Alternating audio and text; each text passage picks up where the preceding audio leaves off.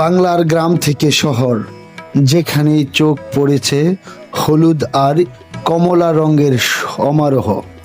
বলছি গাঁদা ফুলের কথা। উৎসব, পূজা কিংবা বিয়ে, সব আয়োজনে গাঁদা ফুলের চাহিদা এখন তুঙ্গে।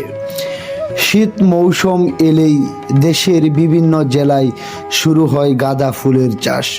কম খরচে বেশি লাভ হওয়ায় অনেক কৃষক এখন ঝুঁকছেন গাঁদা ফুলের চাষের দিকে।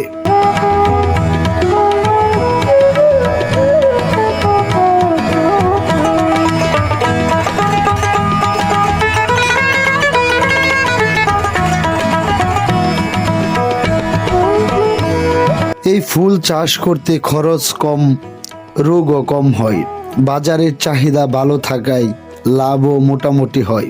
গাঁদা ফুল শুধু সৌন্দর্যের প্রতীক নয়, এর রয়েছে অর্থনৈতিক গুরুত্ব।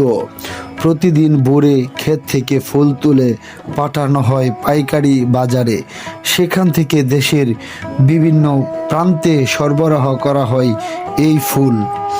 পূজা আর বিয়ের মৌসুমে গাঁদা ফুলের দামও ভালো থাকে। প্রতিদিন প্রচুর ফুল বিক্রি হয় বিভিন্ন জায়গাতে।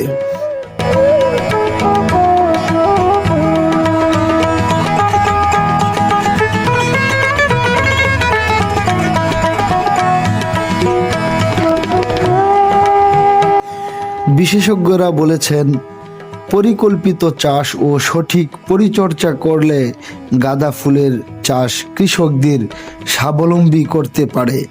রঙিন গাঁদা ফুল শুধু উৎসবের সৌন্দর্যই বাড়াচ্ছে না, বাড়াচ্ছে কৃষকের মুখের হাসিও। কম পরিশ্রমে লাভজনক এই চাষে আগ্রহ বাড়ছে দিন দিন।